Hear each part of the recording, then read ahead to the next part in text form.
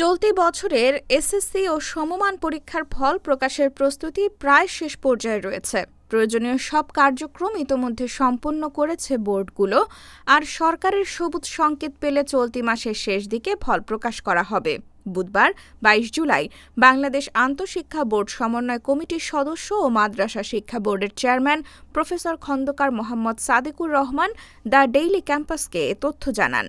তিনি বলেন, আমাদের সব ধরনের প্রস্তুতি প্রায় সম্পন্ন হয়ে গেছে।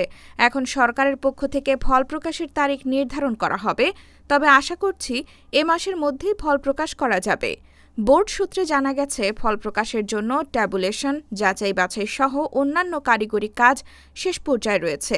এসব কার্যক্রম শেষ হওয়ার পর শিক্ষা মন্ত্রণালয়ের অনুমোদন সাপেক্ষে ফল প্রকাশের তারিখ নির্ধারণ করা হবে।